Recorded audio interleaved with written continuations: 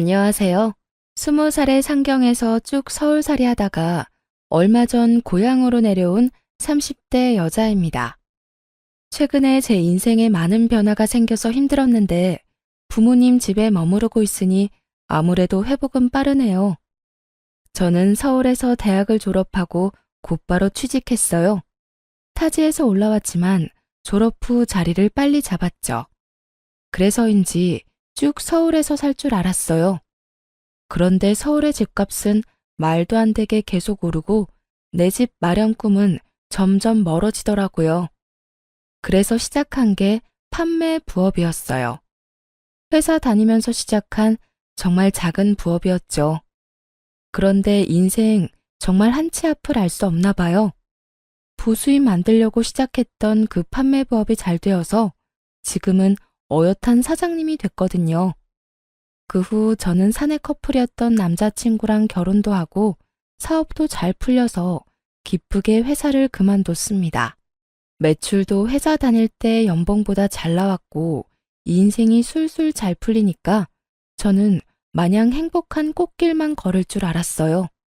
그런데 결혼 후 내 집 마련 꿈에 거의 다다랐을 즈음 남편이랑 이혼하고 이렇게 홀로 본가로 오게 됐네요. 그럼 제가 꽃길 대신 지독한 이혼길 걸은 사연 지금 들려드릴게요. 여러분, 결혼 전에는 혼자 살면서 소비에 대한 습관이 잘 잡혀있지 않더라도 결혼하면 다들 합심해서 부부끼리 허리띠 졸라매는 것 아닌가요? 평생 같이 살 부부끼리 경제관념도 하나 합치지 못하면 얼마나 어려움이 많겠어요? 그런데 제가 딱 그랬어요. 저희 남편은 제가 회사 다닐 때보다 돈도 더 잘 벌면서 왜 이렇게 궁상이냐며 툴툴거릴 때가 많았어요. 집에서 먹는 거였어? 에이씨, 가끔은 나도 분위기 좋은 레스토랑 가서 고기도 썰고 싶다고.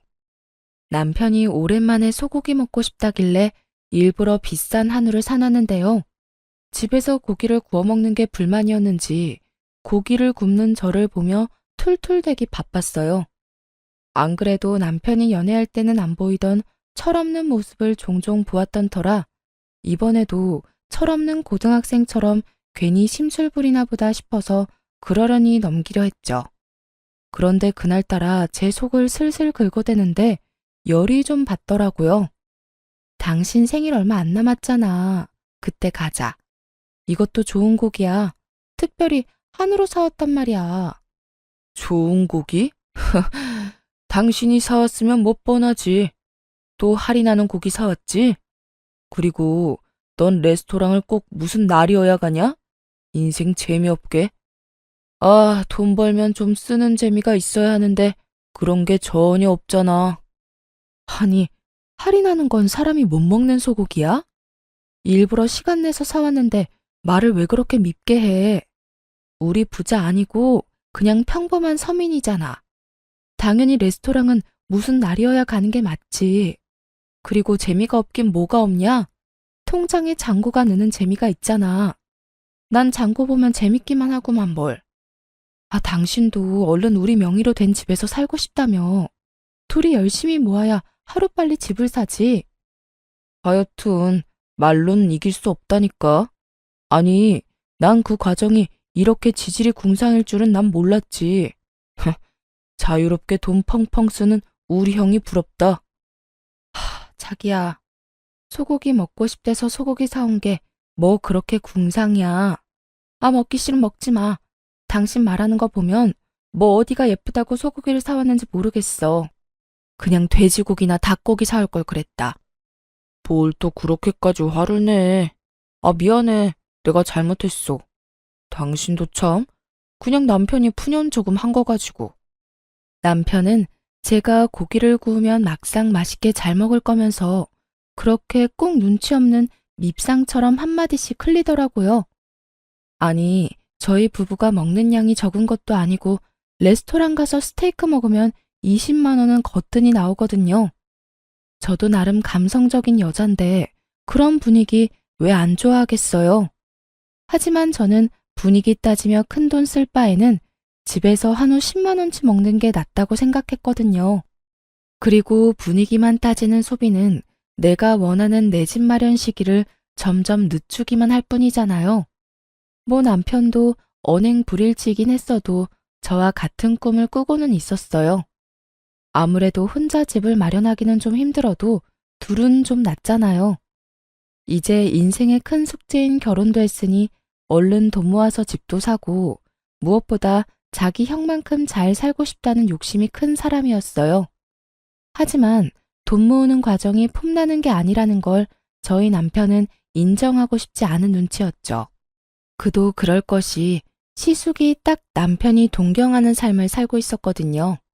주말이면 골프 치고 레스토랑 가는 것들이 시숙에게는 너무나 당연하고 평범한 일상이어서 남편이 참 부러워했죠. 글쎄요. 저는 남편만큼 그런 것들이 크게 부럽지는 않았어요. 시숙이 얼마나 많은 돈을 버는지까진 잘 모르지만 그런 소비 습관은 자칫 위험하다고 생각했거든요. 시숙은 사업을 해서 비교적 큰 돈을 굴리는 사람이었어요. 그래서 씀씀이도 저희와 급이 달랐죠. 1억 넘는 외제차는 기본이며 머리부터 발끝까지 명품 하나씩은 꼭 지니고 다니더라고요. 하지만 겪어보니 형님 내외의 그 속내까진 명품이 아니더라고요. 우리 어머니 음식 싹 비웠네요. 다행히 입맛에 맞으셨나 봐요. 그래, 여기 참 음식이 하나같이 정갈하고 맛있구나. 이런 곳은 또 어떻게 찾은 거야? 저번에 거래처랑 미팅 끝나고 여기서 한 끼 대접받았거든요. 너무 괜찮아서 식구들 여기 꼭 한번 데려오고 싶었어요. 우리 장남 덕분에 내가 오늘도 한 끼 든든하게 잘 먹었다. 허허허, 식구들 다 나 아니면 누가 챙겨요? 제가 잘 대접해야죠. 근데 말이다. 둘째 너희들은 우리 장남한테 이렇게 얻어먹고 항상 잘 먹었다는 인사는 제대로 하고 있는 거냐? 이놈아, 형이 아무리 돈을 잘 번다지만 가끔씩은 너희가 살 때도 있어야지. 남편에게 그런 말을 하면서 꼭 제게 눈을 흘기는 시모였죠. 제가 시댁에 돈 쓰지 말라고 남편 잡은 것도 아닌데 말이죠. 시모는 식구들과 식사할 때마다 꼭 저희에게 그런 잔소리를 했어요. 언제나 형 부부를 본받아라. 이런 형이 어딨냐고 말이죠. 시모는 특히 식사 직후 입에 침이 마르도록 시숙과 형님에 대한 칭찬을 늘어놓았어요. 그리곤 끝은 꼭 저희를 나무랐죠. 저희 부부가 딱히 잘못한 것도 없었거든요. 처음에는 그냥 시모가 밥을 먹으면 입으로 소화시키는 스타일이구나 하며 참았어요. 그런데 참는 것도 한두 번이지. 저도 여러 번 듣다 보니 너무 거북해서 어느 날은 가만히 있지 못하겠더라고요. 무엇보다 제겐 당당히 나설 수 있는 이유가 충분히 있었어요. 시숙은 다 같이 외식할 때면 꼭 나서서 이렇게 큰 소리치곤 했어요. 오늘 식사는 이 장남이 계산할게요. 난 정말 우리 가족들 입에 들어가는 건 하나도 아깝지 않아. 처음에는 저도 감사했는데 나중에는 그냥 엄청 웃겼어요. 자기가 식사 계산한다고 온갖 생색내며 계산하더니 막상 집 가면 남편한테 식사값의 반을 입금하라고 연락이 왔거든요. 저도 이 사실을 나중에서야 알았어요. 남편은 평소에 눈치 없이 제 속을 잘만 긁으면서 어쩜 자기 식구들 앞에서는 한마디도 못하는 거예요. 참 못났죠? 아니, 이번 식사는 진짜 아주버님이 사는 거 아니었어? 매번 왜 어머님 앞에서는 본인이 결제한다면서 큰 소리치고 뒤에서 얌체같이 당신 보고 돈을 보내래? 그거야 그냥 형도 엄마 기분 좋으라고 그러는 거지 뭐. 그러니까 그게 뭐야. 사람 바보 만드는 것도 아니고. 난 더 이상 형님이랑 아주버님 장단에 맞춰주기 싫어. 게다가 어머님은 항상 우리 계산 안 한다고 눈치 주잖아. 잘못한 것도 없는데 왜 우리가 눈칫밥을 먹어야 해?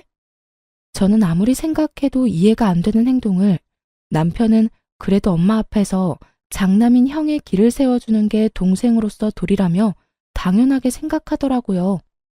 이게 다 효도라며 모질이 같은 말을 하는데 속에서 천불이 났어요. 그리고 시숙 내외가 가만히 있으면 모르겠는데요. 매번 돈은 저희랑 나눠서 내면서 양심에 찔리지도 않는지 온갖 생색을 내는 꼴이 너무 보기 싫더라고요. 심지어 자기들은 돈도 많아서 명품 휘감고 다니면서 왜 그런 거짓말을 하는지 도무지 이해할 수가 없었어요. 오늘 밥값도 또 우리 장남이 혼자 다 계산하는 거냐? 둘째 너는 형이 계산하기 전에 좀 나설 수 없어? 엥. 형, 잘 먹었어. 역시나 형 앞에서 아무 말 못하고 멍청하게 당하는 남편을 저는 힘껏 노려보면서 어머님께 사실을 말하려 했어요. 그게 아니라요, 어머님. 사실은. 어머니, 또 잘 드시고 왜 그러세요? 누가 계산하는 게 뭐가 중요해요? 다들 식사 맛있게 했으면 됐죠. 맞아요, 어머님. 이 사람이 장남이니까 서방님이 계산하는 건 또 절대 못 보잖아요. 동서, 우린 정말 괜찮아. 네? 아니, 형님. 그런데 제가 억울해서 뭐라 말하려더니까 형님이 눈치채고 제 말을 딱 끊어버리는 거 있죠? 어머님, 그리고 좀 더 여유로운 쪽이 계산하는 게 맞죠. 저희는 정말 누가 계산하고 그런 거 전혀 신경 안 쓰니까 너무 그러지 마셔요. 언젠가는 서방님이랑 동서도 크게 쏘겠죠. 그치, 동서? 형님이 그 순간 제게 윙크하면서 말하는데 어이가 없어서 말문이 턱 막혀버리더군요. 그리고 어머님, 저희 남편이요. 저한테는 새 옷 한 벌 사주는 것도 아까워하는데 어쩜 식구들 챙기는 건 진짜 끔찍해요. 여보, 나한테도 좀 잘해. 허허허, 내가 항상 당신한테 고맙고 미안하지. 두 사람 정말 보기 좋구나. 둘째 너희는 이 모습 잘 보고 배워라. 에휴, 가족들한테 푼돈 아껴서 얼마나 잘 살려고 그러는지 원. 엄마, 둘째도 얼른 돈 모아서 자기 집 마련해야죠. 에이그, 그건 또 그렇네. 돈이 웬수다 웬수야. 엄마, 저희도 노력하고 있어요. 시모에게 대놓고 안 좋은 말을 듣는데도 아무 변명 없이 너털웃음 짓는 남편을 보고 저는 결심했네요. 얄미운 아주버님과 형님을 그날은 꼭 한 방 먹이기로요. 어머, 그런데 형님, 이건 또 못 보던 가방이네요. 아, 얼마 전에 아주버님 출장 갔다가 사왔다는 그 구하기 어렵다는 땡땡 명품백 맞죠? 응? 무슨 소리야, 동서. 에이, 좋은 가방 들고 계신데 티를 안 낼 수가 없죠. 그리고 저번에 전화로 말해주셨잖아요. 얼마 전에 연예인이 메고 나와서 구하기가 하늘의 별 따기라던 가방이 이거 맞죠? 아주버님 참 능력도 좋으시네요. 이 비싼 가방을 형님한테는 턱턱 사다 주시고 전화로 들었던 것보다 실물이 더 예쁘네요. 평소에 제가 궁금해하지도 않는데도 그렇게 전화를 해서는 선물 하나 받을 때마다 그렇게 자랑질을 해댔거든요.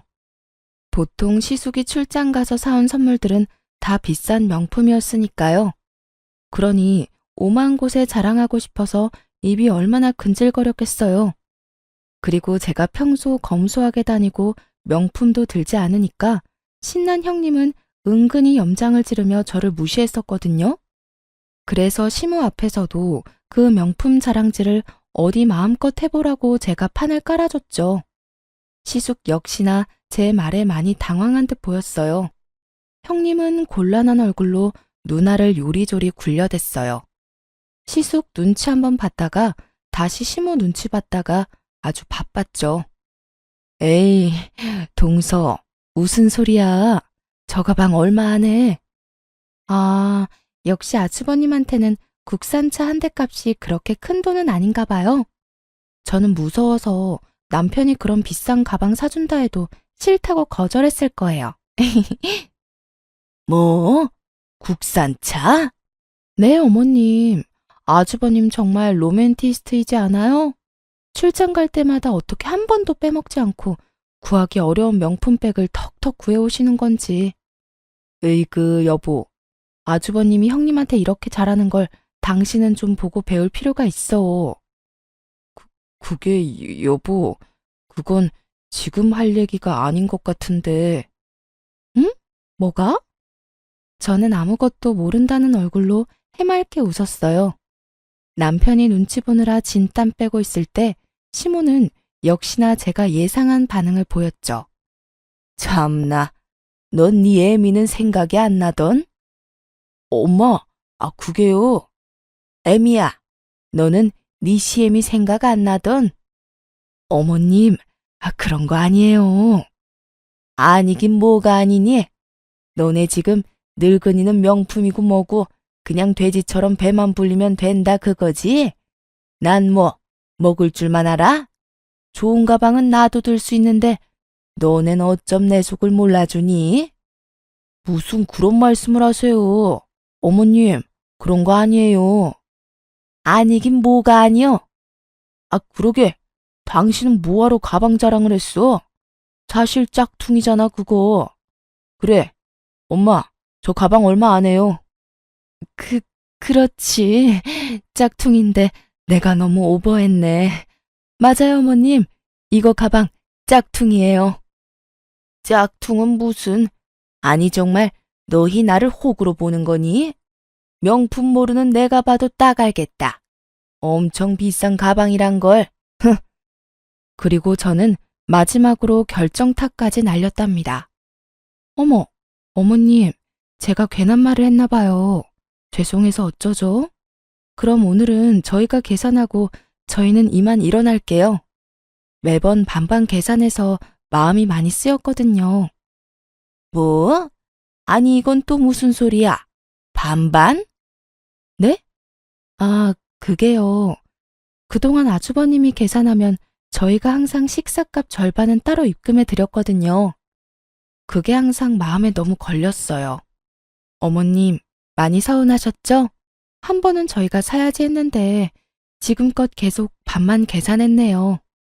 진실을 안 시모는 차마 장남한테 대놓고 창피 죽인 그런지 형님을 한번 째려보고 한숨을 푹푹 쉬며 자리를 떴습니다. 장남이랑 큰며느리가 자기들 명품 살 돈은 있으면서 식구들 밥 한 끼 살 돈은 없나 보구나. 에휴, 아이고 내 팔자야. 어디 서러워 살겠냐? 형님은 시모가 무서운지 쥐 죽은 듯 잠자코 있었어요. 그런데 시모가 사라지자마자 제게 기다렸다는 듯 목에 핏대까지 세우며 따지더군요. 동서, 아니, 동서 정말 웃긴다. 여태 가만히 있다가 오늘은 갑자기 왜 나서서 집안 분위기를 이렇게 망쳐? 제가 뭘요? 저는 그냥 형님 가방이 정말 예뻐서 칭찬한 것뿐인데요. 참나, 지금 명품 가방 없다고 질투하는 거야, 뭐야? 잔뜩 화난 시숙 역시 저와 남편에게 눈을 부라리며 말했어요. 가방도 가방이지만 내가 진짜 엄마 앞에서 쪽팔려서. 아니 재수씨, 이게 도대체 무슨 상황입니까? 아주버님, 혹시 밥값 이야기 때문에 그러세요? 그런데 아주버님, 어머님 앞에서는 쪽팔리고 동생이랑 제 앞에서는 괜찮으세요? 저라면 동생 앞에서 더 쪽팔릴 것 같은데. 아니, 뭐요? 그렇잖아요. 매번 가족 식사할 때 계산은 같이 하면서 혼자 다 계산하는 척 하셨잖아요. 어머님한테 칭찬도 혼자 들으시고. 동서, 지금 사람 좋아 보이니까 우리가 호구로 보여? 어디 감히 윗사람한테 그런 식으로 나와? 네, 그러니까요. 저도 가만히 있으면 계속 호구될 것 같아서 그랬어요. 어머님이랑 식사할 때 매번 저희도 같이 돈 내는데 왜 어머님한테 안 좋은 소리만 들어야 하는지 이해가 안 갔거든요. 어머님이 저희 부부 나무라실 때 한 번이라도 그런 거 아니라고 아주버님이나 형님이 나서서 말해준 적 있나요? 아무튼 오늘이라도 오해를 풀어서 너무 다행이네요. 흥분해서 발음이 닿고있는 시숙과 형님과 달리 저는 똑부러지게 흥분하지 않고 조용히 사실만 전달했어요. 그러자 시숙과 형님은 아무런 말을 잊지 못하고 붉어진 얼굴로 부들부들 대더라고요. 아무리 생각해봐도 없죠? 어머님 옆에서 저희 나무라는 거 더 거두시느라 바빴으니까요. 그렇게 둘은 바삐 자리를 떴어요. 오늘따라 왜 이렇게 요란법석이냐며 헛기침을 하면서 사라지더군요. 그때까지 바보 같은 남편은 제 눈치만 봤어요. 괜찮아? 자기 진짜 멋지다. 우리 형한테 한마디도 안 지고 할 말 다 하는 모습 대단해. 으유, 그게 남편이 할 말이야?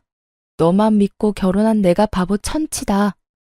아무리 가족 사이라도 분명히 할 건 해야지. 앞으로 말이야, 이런 일 또 생겼는데 가만히 호구처럼 앉아있기만 해봐. 아주 그땐 그냥은 안 넘어가. 알았지? 뭐 가만히 있으면 이혼이라도 하게? 장난 아니야. 진짜 내 말 새겨들어? 당신이 중심을 잘 잡아야지. 알겠습니다. 앞으로는 잘하겠습니다. 아내 말을 새겨 듣겠습니다. 충성! 저는 그 이후로 시숙이 생색내는 꼴 안 봐서 속이 엄청 시원했어요. 시모도 더 이상 저희에게 시숙 본받으라는 잔소리를 하지 않았죠. 무엇보다 형님의 명품 자랑하는 전화가 뚝 끊겨서 너무 좋았고요. 그런데 그 사건 이후 가끔씩 보이는 남편 반응이 너무 웃기더라고요. 제가 나설 때는 가만히 있더니 자기도 막상 생각할수록 분이 났나 봐요. 근데 우리 형 진짜 생각할수록 너무한 것 같아. 내가 그동안 동생이라서 참고 말은 안 했는데 나 엄청 섭섭했어. 그날 당신이 한 방 먹여주니까 내 속이 뻥 뚫리더라.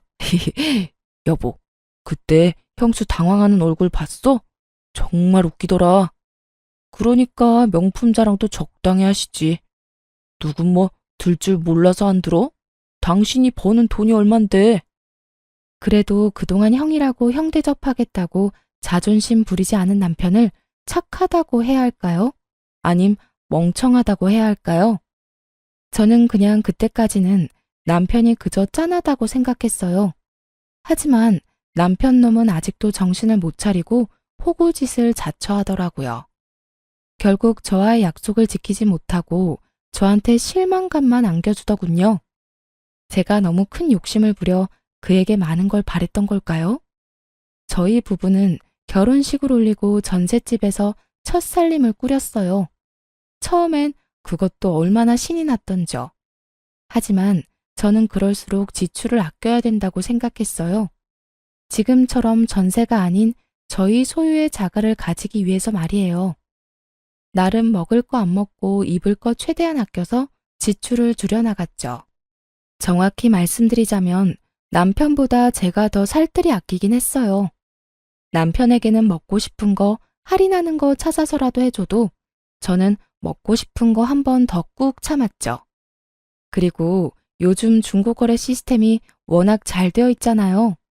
저희 부부는 각자 수입에서 개인 용돈 빼고 모조리 저금했는데 저는 개인 용돈이 있다 할지라도 새 옷도 안 사 입고 중고거래로 새 옷 같은 헌옷만 사 입었어요.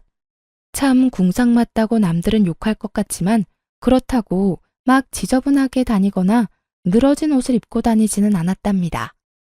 요즘은 멀쩡한 새 옷도 저렴하게 팔더라고요. 누구는 굳이 미련하게 그렇게까지 왜 하냐 욕할지 몰라도 저는 빚 없는 저의 보금자리를 위해서 지금 당장에 헌옷을 입어도 괜찮았어요. 얼른 돈 모아서 내 집 사고 싶은 마음뿐이었죠. 그런데 이 철없는 남편은 밥 먹고도 항상 입이 심심하다며 디저트나 간식을 배달시켜 같이 먹자며 떼를 쓰더라고요. 여보, 방금 밥 먹었는데 뒤돌아서니까 금방 또 배고프네. 아, 여보, 난 매운 게 왜 이렇게 땡기지? 우리 맛있게 매운 땡땡 떡볶이 시켜 먹을까? 연애 때였으면 저도 바로 떡볶이 제안에 넘어갔겠지만 이제 가정을 이뤘고 목표가 있는 저는 의지의 대한민국 아줌마였죠. 집 앞에 분식집 아직 안 닫았을걸? 분식집에서 포장해오면 5,000원이면 먹을 수 있는데 배달 떡볶이는 너무 비싸. 이것저것 시키면 배달비까지 거의 2만 원 넘잖아. 자기 먹고 싶으면 얼른 가서 사와. 난 안 먹어도 돼. 아, 싫어. 나가기 귀찮아. 그럼 떡볶이 말고 치킨은 어때? 오랜만에 치맥할까? 시원한 생맥주도 같이 시켜서 한잔하자. 당신 아까 밥 그렇게 먹고 밤중에 웬 치킨이야. 그렇게 출출하면 내가 치킨 너겟이라도 구워줄까? 냉장고 안에 캔맥주도 있어. 남편이 배달 음식으로 유혹할 때마다 저는 배달 어플 대신 냉장고랑 식량 창고를 열심히 뒤져서 남편에게 먹을 거리를 찾아줬어요. 뭐 남편은 당연히 제게 싫은 소리 했죠. 자기 개인 용돈으로 시킬 건데 왜 배달도 맘대로 못 시킨다며 엄청 짜증을 냈어요. 저는 그저 개인 용돈이라 할지라도 집에서 배달비로 허무하게 쓰지 않길 바라는 마음이었는데 말이죠. 당신 돈 아까워서 지금 그러지? 나 치킨이랑 생맥주 지금 당장 먹고 싶다고. 난 뭐 내 맘대로 배달도 못 시켜 먹어? 걱정 마. 다 내 용돈으로 시킬 거니까. 아니야. 난 그냥 집에서 배달 시켜 먹는데 3만 원씩 쓰는 것보다는 나중에 나가서 그걸로 맛있는 거 사 먹으라고 그런 거지. 우리 좀 전에 밥도 배부르게 먹었잖아. 거짓말. 그냥 돈 아까워서 그런 거면서. 이뿐만 아니라 남편은 어느 날은 또 비싼 게임기를 사고 싶다. 차를 새 걸로 바꾸고 싶다. 참 여러 가지로 징징거리며 저를 괴롭혔어요. 하지만 저는 어떻게든 남편을 어르고 달래서 절약하는 데 성공했어요. 그러고 마침내 은행 대출 없이 오로지 우리 돈으로 집을 살 수 있는 날이 다가왔어요. 남편의 얼굴을 봤는데 정말 놀라서 한참을 벙쪄 있더라고요. 여보, 우리 진짜 집 생기는 거야?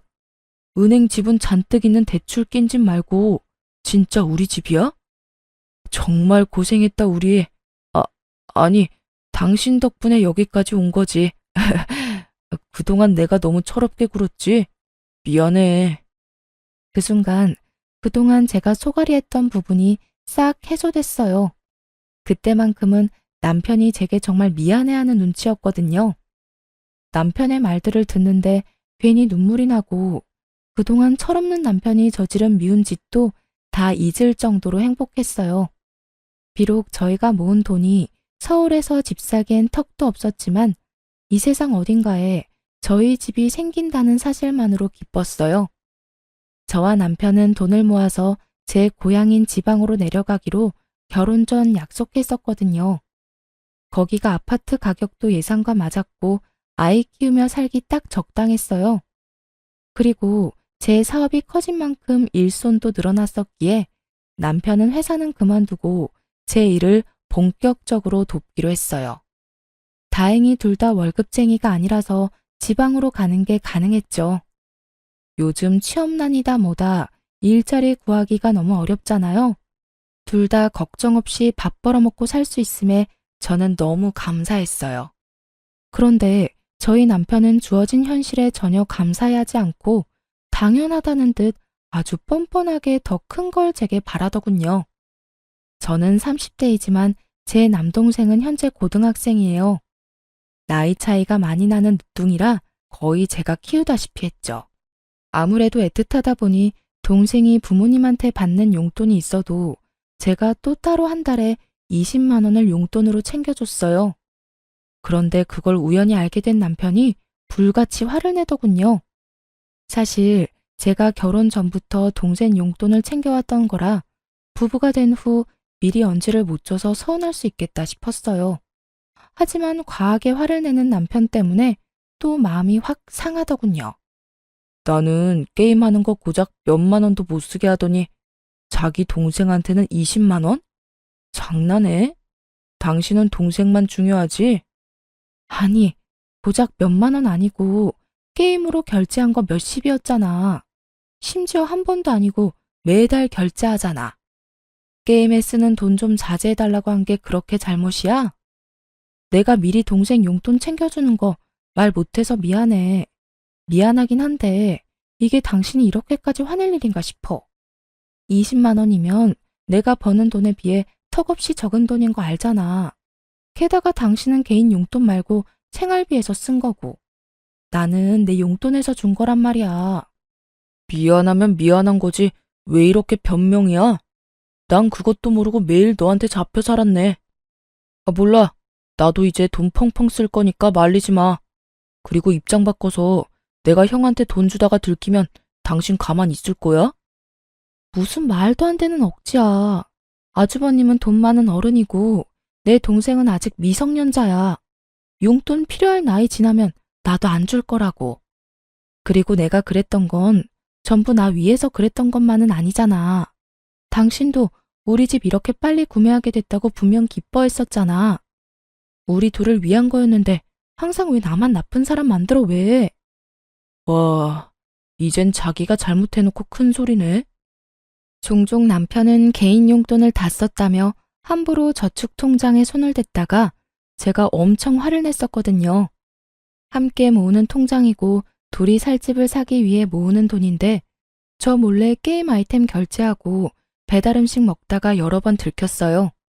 저는 그거 못하게 한 것뿐이었는데 남편은 제 동생 용돈을 빌미로 잡아서 아주 큰 소리 뻥뻥 치더라고요. 속으로 참 막막했어요. 아직 자식을 기른 적은 없다만 못난 아들 하나 데리고 있는 심정이랄까요? 한참 어린 제 동생보다 더 철없어 보였으니 이런 남자인 줄 알았다면 결혼까진 안 했을 텐데 속으로 이런 생각을 수십 번도 넘게 했네요. 하지만 이미 결혼식도 치렀고 이런 게 이혼 사유가 된다고 생각하진 않았어요.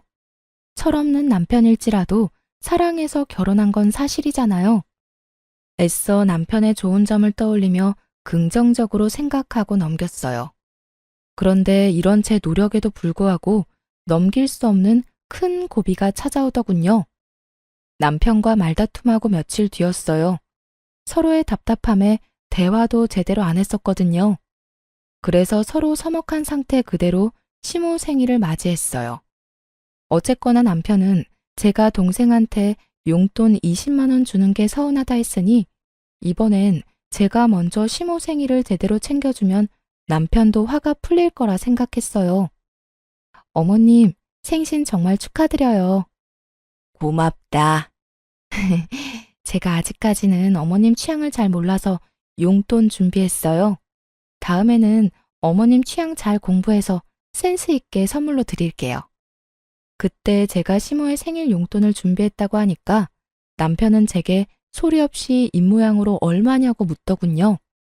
저도 마찬가지로 입모양으로 100이라고 말하자 남편은 뭔가 마음에 안 든다는 듯 아리송한 표정을 지었어요. 식사 끝나고 저랑 같이 백화점 가요, 어머님. 제가 가서 마음에 드는 가방 하나 사드릴게요. 용돈도 모자라서 가방? 어머, 둘째가 무슨 일이냐? 무슨 좋은 일이라도 생겼어? 요즘 사업 잘 풀리나 봐. 그래, 일이 안 되기만 하면 재미없지. 그래, 아무쪼록 잘 풀려서 다행이다. 네? 저 사업은 잘 안 된 적은 한 번도 없었는데. 이상하게도 제 사업은 언제나 잘 풀리고 있었는데 항상 시댁 사람들은 은근히 걱정하는 말투로 저를 무시하더라고요. 솔직히 제가 시댁에서 특별히 돈 아낀 적도 없었거든요. 남편이 뒤에서 뭐라 말이라도 전한 건지 알 수 없었죠. 아님 제가 형님처럼 명품을 빼입지 않아서 무시당한 거였을까요? 아무튼 가방 이야기에 시모가 밝게 웃자 남편도 그제서야 만족한다는 얼굴이었어요. 그런데 제게 그럴 필요 없다며 시숙이 짠 하고 명품 가방을 꺼내드는 거예요. 가방은 이미 큰아들이 준비했지요. 엄마, 생신 축하드려요. 그동안 아버지 없이 저희 키우느라 고생 많으셨어요. 애구머니나, 언제 이런 걸 준비했냐? 이러지 않아도 되는데. 어머, 어머님, 얼른 받아주세요. 동서, 그런 건 우리가 할게. 동서 사업한다 해도 뭐 얼마나 남는다고 그래? 네? 아니, 주머니 사정은 우리가 더 넉넉하잖아. 어머님, 생신 정말로 축하드려요. 어머님한테 딱 어울리는 명품 찾느라 저희 얼마나 뛰어다녔는지 몰라요. 형님은 아니나 다를까 그날도 제게 재수없게 꼽을 주더라고요. 시어머니 옆에 딱 붙어선 명품 중에 명품을 사왔다고 온갖 생색을 냈어요. 시숙은 그 옆에서 무게를 한껏 잡고 서 있는데 참 어울리는 한 쌍이다 싶었네요. 돈 주고도 못 구하는 귀한 품번의 가방이라며 형님이 요란을 떨어댔지만 가방을 받고 좋아하는 시모를 보니까 기분이 크게 나쁘진 않았어요. 평소 용돈을 좋아하셔서 고민 없이 현금부터 준비했는데 차라리 묻지 않고 깜짝 선물을 사드릴 걸 그랬나 살짝 후회도 됐어요. 그런데 시모가 신나서 드는 명품 가방을 자세히 보니 어딘가 이상해 보였어요. 명품 안 쓰는 제가 봐도 A급도 안 되는 짝퉁으로 보였거든요. 보증서도 안 보이고 쇼핑백도 새 것처럼 안 보이더군요. 나이 든 시어머니가 눈도 어둡고 평소에 명품 쓴 적도 받아본 적도 없으니 제대로 알 리가 있나요? 저렇게 펄쩍 뛰며 좋아하시는데 차마 나서서 사실을 밝힐 수도 없고 괜히 형님만 조용히 노려봤네요. 차라리 제가 용돈 드리지 말고 그 돈까지 보태서 짝퉁 말고 더 좋은 가방이나 지갑 사드릴 걸 그랬나 후회가 되더라고요. 아무것도 모르고 짝퉁을 받고 기뻐하는 시모를 보며 속으로 참 짠하다고 생각하고 있었는데 이번엔 시모가 무슨 일인지 제 돈봉투를 웃으며 거절하는 거 있죠? 둘째 아가, 용돈은 됐다. 오늘은 그저 네 마음만 받으마. 시모가 그럴 리가 없는데 예상치 못한 반응이 나오자 당황스러워서 오히려 제가 뭘 크게 실수했나 싶었어요. 생일인데 현금만 딸랑 준비한 게 서운해서 그런가 싶었는데 아주 시모가 하는 뒷말이 너무나 충격적이었어요. 짠한 감정은 순식간에 저 멀리 사라졌거든요. 아, 너네가 장남 사업자금 보태기로 했다며? 근데 내가 어떻게 염치 없이 용돈을 받겠니? 둘째야, 참 잘 결정했다. 아가, 너도 사업하니까 잘 알겠지? 가족사이긴 하지만 이것도 투자라고 생각해. 우리 장남이 원금보다 분명 배로 돌려줄 거야. 그럼 가족이라면 이렇게 서로 어려울 때 도와야지. 나한테는 그게 선물이야. 그러니 내 용돈은 됐다. 너도. 네? 어머님 그게 도대체 무슨 말씀이세요? 제가 돕다뇨 뭘. 저는 너무 놀라서 목소리는 물론이고 몸이 벌벌 떨리기 시작했어요. 남편은 그런 저를 보고도 태연하게 이렇게 말했죠. 우리 집 살 돈 잠깐 형한테 빌려주기로 했어. 뭐? 왜 나한테 말 안 했어? 며칠이나? 며칠이라니? 3억 다시 받으려면 좀 시간 걸리지. 세상에, 정신 나간 남편 놈이 아파트 계약금 자그마치 3억을 저와 상의도 없이 시숙에게 사업 자금으로 빌려주기로 했다는 거예요. 저는 그 순간 이성의 끈이 딱 풀렸어요. 그동안 참았던 울분도 함께 터졌죠. 아주버님한테 그런 푼돈이 왜 필요해? 아주버님, 돈 많은 거 아니셨어요? 형님 입이 있으시면 말을 해보세요. 아까 저보고 여유 있다고 하셨잖아요. 그렇게 은근히 저 무시할 때는 언제고 갑자기 집 살 돈을 빌려달라고요? 다시 갚을 능력은 되시고요. 야, 우리 형이 우리 돈 떼먹었어? 왜 이렇게 막말이야? 그리고 넌 네 동생 달에 20만 원씩 용돈 주면서 이건 또 용납이 안 돼? 심지어 우리 형은 네 동생처럼 날름 돈만 받는 게 아니라 빌리는 거라고. 나중에 이자 쳐서 다 갚을 건데 뭐가 문제야? 그거랑 이거랑 같아? 미쳤어 당신?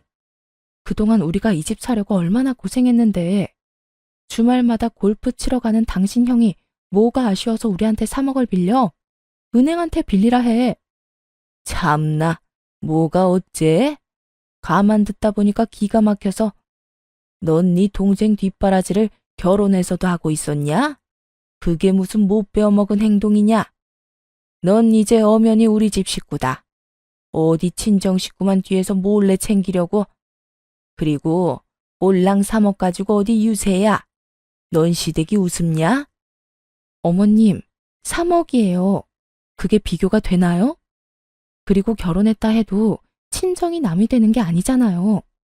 네, 우스워요. 너무너무 우습네요. 무엇이라? 시모는 그 자리에서 저를 잡아먹을 듯이 달려들어 호통을 치더군요. 여러분, 20만 원이랑 3억이 같은 선상에서 비교할 게 되나요? 아무리 빌려준다지만 최소한 저랑 상의는 했어야 하잖아요. 당연히 그 3억에는 남편보다 제가 더 지분이 많았고요. 무엇보다 남편이 저와는 아무런 상의 없이 집값을 시댁에 홀랑 다 넘겨줄 계획을 하고 있었다는 게 너무 소름 끼쳤어요. 당신한테 미리 말 못한 건 내가 미안해. 근데 집에 가서 따로 이야기하면 되는 걸 이런 날 꼭 여기서 이런 식으로 싸워야 직성이 풀려? 그리고 막말로 내가 진작 털어놨어도 당신이 쉽게 허락했겠냐고. 설마, 아니지? 그래, 아파트 잔금 안 넣었어. 설마 했는데 시모 생일이 아파트 잔금 치르는 날짜였거든요. 여태 안 치르고 이놈이 그걸 시숙에게 넘겨줄 생각을 하고 있었더라고요. 정말 미쳤어, 당신. 그동안 미운 짓 해도 나쁜 짓은 안 해서 참았어. 근데 이렇게 내 뒤통수를 쳐? 제가 참다 못해 소리를 지르자 시모가 좋은 날 분위기 망치지 말라며 오히려 큰 소리를 치는데 하는 말이 참 가관이었어요. 참나, 우리 집에 들어와서 다시 열심히 모으면 그깟 지방 아파트 한 채는 금방 산다. 뭘 3억에 그렇게 발발 떨고 난리야? 역시 너는 그릇이 너무 작다. 그러니까 사업에 동 발전이 없는 거야. 우리 장남처럼 배포가 커야지. 그리고 이참에 너 부족한 살림도 나한테 배우고 얼마나 좋은 경험이야? 그런 와중에도 형님은 시모 뒤에 숨어서 아무 말 안 하고 새침하게 있더군요. 시숙도 헛기침을 하며 사과나 부탁의 말 없이 통보하듯 금방 쓰고 돌려주겠다 말했어요. 상식이 안 통하는 시댁 식구들과 정말 답이 없는 남편을 보니 저는 이쯤에서 결혼 생활 마무리해야겠다 싶었어요. 그동안 사치 부리고 돈도 물쓰듯 함부로 쓰는 걸 두 눈으로 다 봤는데 제가 뭘 믿고 피 같은 돈을 맡기겠어요? 그리고 제가 왜 멀쩡한 제 집 두고 시댁에 들어가 시집살이를 해야 되는지. 더 이상 볼 것도 없던 저는 그 자리에서 일어나 곧장 남편 싸대기를 날리며 선언했네요. 이혼해. 징글징글하다 아주. 너도 너네 식구들도 하나같이 다 꼴도 보기 싫어. 아무짝에도 쓸모없는 당신 아들 더 이상 필요 없으니 반품합니다. 얼른 데리고 가세요, 얼른. 불량도 이런 불량이 없지. 그 와중에 시모는 자기 아들 뺨 맞은 것만 눈에 보이는지 아주 개거품을 물더라고요. 네가 감히 어디 손찌검이야? 그리고 뭐 불량? 너 말 다 했냐?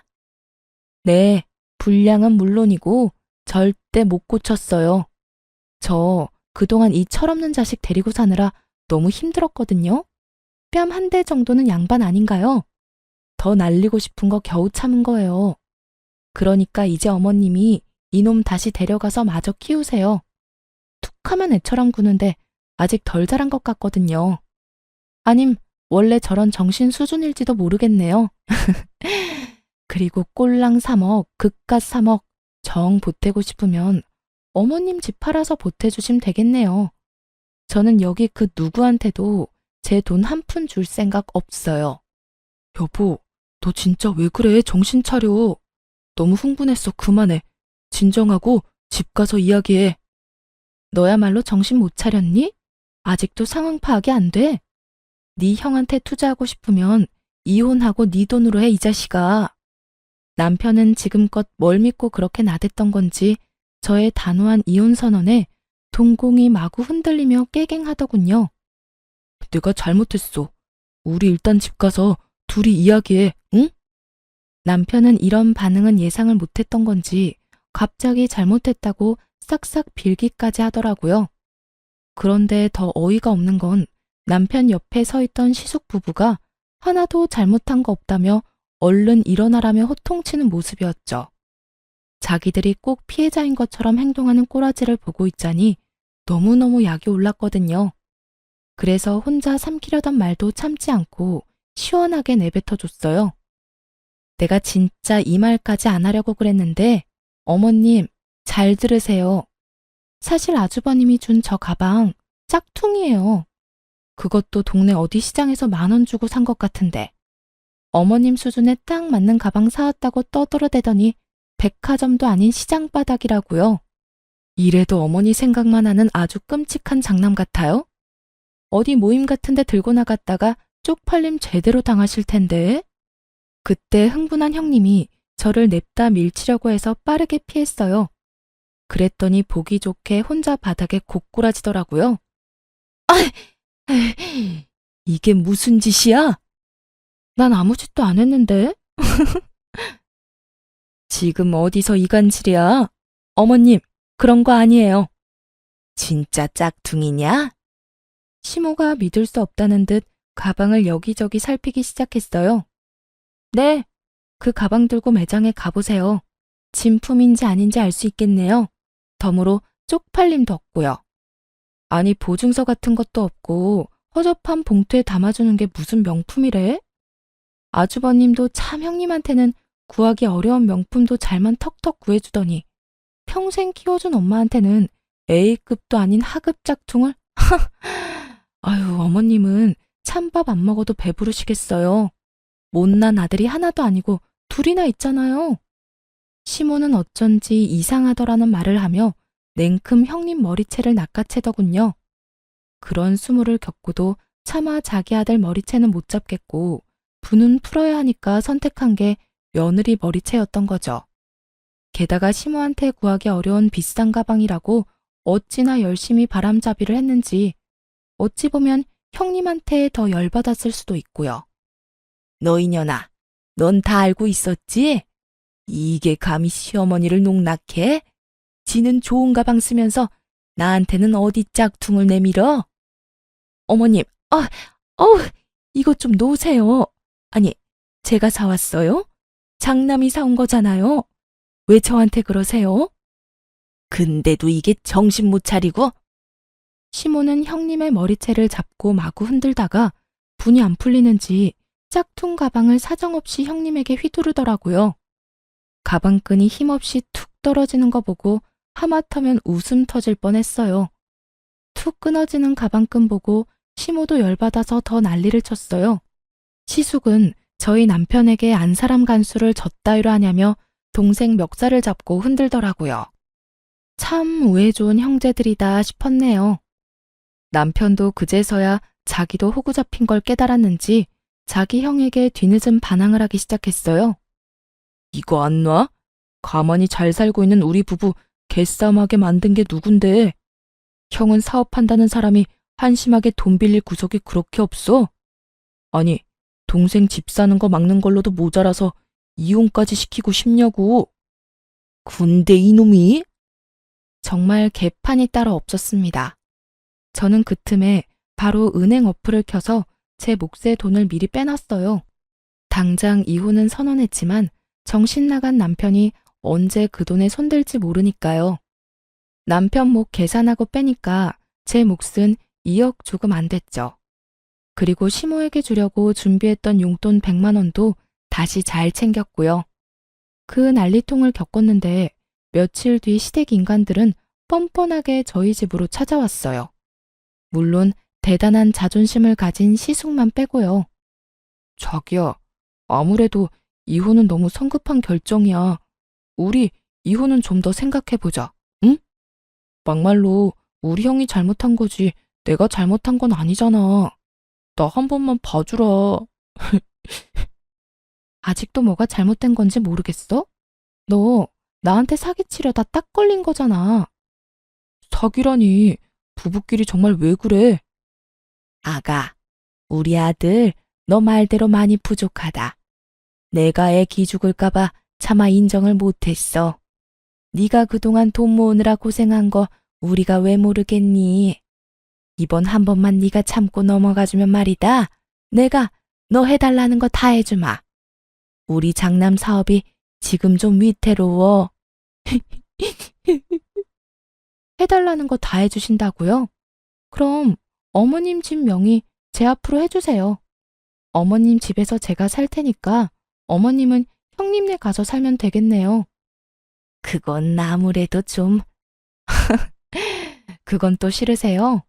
그리고 사업이 엄청 위태롭다면서 정작 당사자는 어딜 갔는지 안 보이네요? 그게 그이가 여기저기 돈 빌리러 다니느라 바빠서 말이야. 동서, 내가 그동안 잘해주지 못해서 미안해. 이참에 우리 자매처럼 친하게 지내자. 응? 남편, 시모, 형님 셋이 제 앞에 무릎 꿇고 싹싹 비는데 저는 그 모습들도 그저 가증스럽기 짝이 없더라고요. 결국 제 돈이 필요해서 미안한 척 연기하는 거니까요. 제게 돈 아끼고 궁상이라고 눈치 줄 때는 언제고요.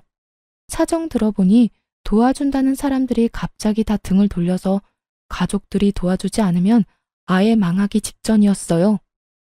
그러게 얼마나 주변에 못했으면요. 하긴 친동생한테도 그러는데 알만하네요. 근데 아주버님 끝까지 자존심 부려서 직접 안 온 거 맞죠? 아니 돈이 필요하면 직접 와서 부탁해야죠. 아깝다. 난 빌려주고 싶었는데 한 명 무릎이 부족해서 안 되겠네요. 제가 그렇게 도발하자 형님은 제 예상대로 본 모습을 보이더군요. 야, 너 말이야. 주제를 알고 까불어. 말이 너무 심하잖아. 지금 잠시 우리가 위태롭지. 잘 풀려봐. 어디 너 따위가? 무릎 꿇으러 온 와중에도 머리부터 발끝까지 명품 치장하고 온 형님 보고 진절머리 났거든요. 그래서 속 시원하게 이렇게 말했죠. 어쩌죠? 난 내 주제 잘 알아요. 어디 저 따위가 그 대단한 사업을 돕겠어요? 평범한 서민은 절대 못 돕죠. 주제를 알아야 할 건 당신들이에요. 나 이제 집안 사람 아니니까 더 이상 이렇게 찾아오지 마시라고요. 그리고 심한 건 내가 아니라 그쪽이죠. 남편 망할 위기에 온갖 명품 휘두르고 뭐해요? 나한테 구걸하기 전에 당신 집에 있는 그 명품들이나 가져다 팔아요. 뭐라고? 어디 자존심 부려? 지금 네가 큰 소리 칠 때야? 어머님, 네가 사치만 안 했더라도 장남이 현금이 모자랐겠어? 어머님, 저만 그 돈 썼겠어요? 장남이 유흥하느라 다 썼네요. 애초에 돈을 빌려줄 생각은 없었지만 저를 두고 실랑이를 벌이는 꼴을 보니 어이가 없었어요. 형님은 더럽고 치사해서 빌릴 생각 없어졌다며 곧 사라졌고 그 뒤로 시모랑 남편이 제 바지가랑이 붙잡고 제발 도와달라는데 전 그냥 개무시하고 내쫓았어요.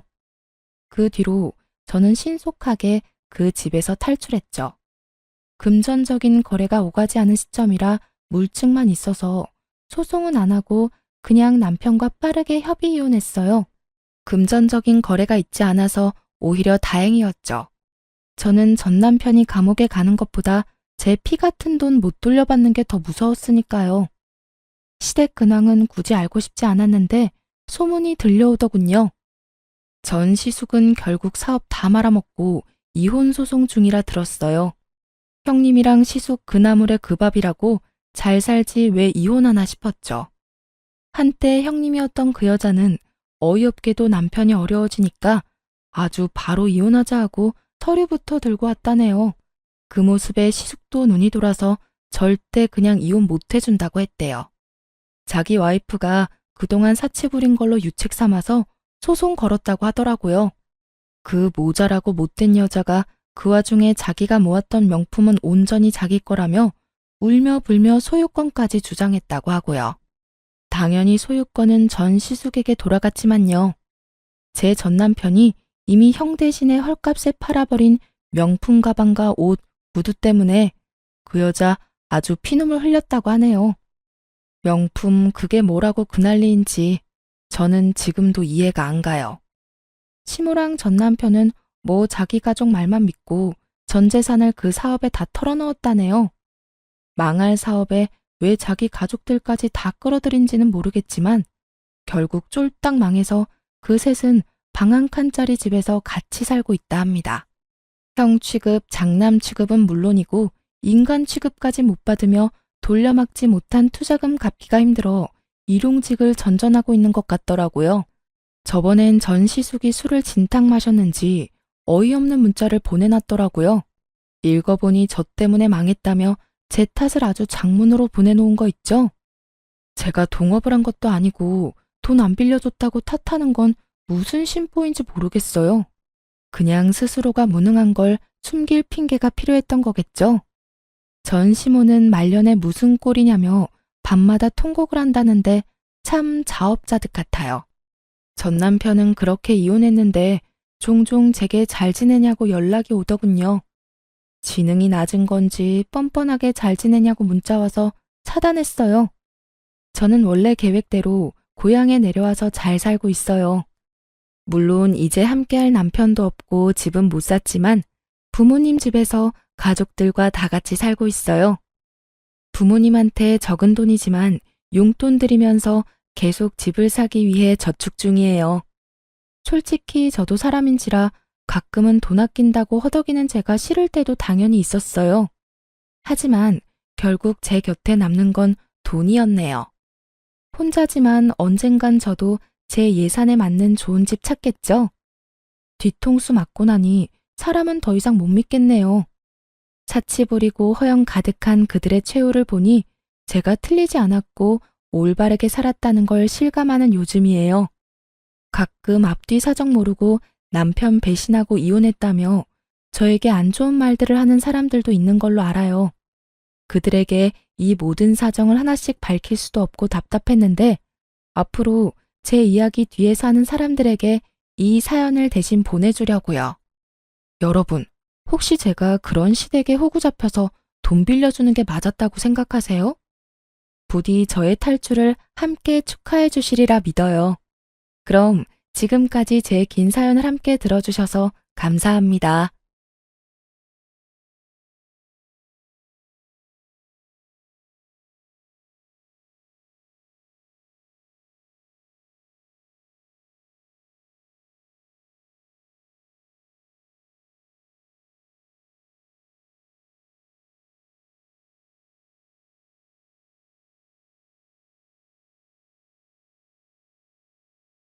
안녕하세요.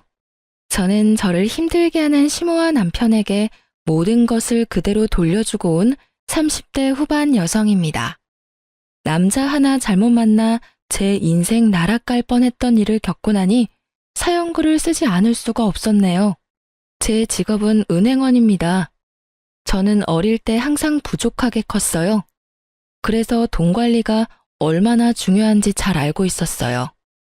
제가 은행원이 된 건 힘든 집안에 도움이 되기를 바라는 마음에서였습니다. 그렇게 은행에 취직하고 2년 뒤부터는 친정 집안 돈 관리는 제가 도맡아 했습니다. 돈을 움켜쥐고 있는 게 아니라 돈을 굴려 돈을 만들었죠. 좋은 상품과 재테크 방법을 빠르게 접할 수 있었기에 가능한 일이었습니다. 그리고 친정집은 제 덕분에 목돈을 모을 수 있었고 친정 부모님은 그런 저에게 엄청 감사해 하셨어요. 부모님이 여기저기 말씀을 많이 하고 다니셔서인지 20대 후반부터는 주변에서 선자리가 엄청 들어왔습니다. 그러나 저는 자연스럽게 만나는 연애 결혼을 원했어요. 그런데 아버지의 성화에 못 이겨 선을 보게 됐는데 그 사람이 제 남편이었습니다. 아버지가 그렇게 해보라고 한 이유가 있었는데요. 바로 시부될 분이 아버지와 건너 아는 분이었는데 동네에서 아는 사람은 다 아는 알부자였기 때문이었어요. 그분이 직접 한 다리 건너 친정 아버지에게 연락을 해온 거라 아버지는 한번 해보라며 난리셨어요. 아버지들이란 다 그렇잖아요. 딸 좋은 거 해주고 싶고 도움되고 싶어 하고. 그런 좋은 마음으로 저를 위해 선자리를 잡아줬어요. 한 번만 만나겠다고 했는데 생각보다 저랑 취향도 비슷하고 대화가 잘 통했어요. 그렇지만 그 사람에게도 딱 하나 단점이 있었는데요. 바로 돈 쓰는 걸 너무 좋아한다는 거예요. 그래도 그걸 크게 신경 쓰지 않았던 건 그 정도는 제가 잡아둘 수 있을 것 같았거든요. 그리고 시부도 그런 문제 때문에 저를 마음에 들어한 모양이고요. 그렇게 남편과 1년 넘게 만나다가 시부가 더 만날 거면 결혼을 하라고 하셨어요. 남편의 과소비가 걱정이었지만 그 부분에 대해 남편과 결혼 전 충분하게 이야기를 나누었어요. 남편의 경제권과 제 경제권을 합해서 제가 관리를 하겠다고 말하고 남편에게는 용돈을 받아서 쓰라고 단도직입적으로 이야기했습니다. 저희의 미래를 위해 그리고 시부의 의견이라고 말이죠. 그랬더니 남편도 처음에는 조금 꺼려하는 것 같더니 알겠다고 하더군요. 그렇게 저희는 결혼에 꼴이 나게 되었습니다.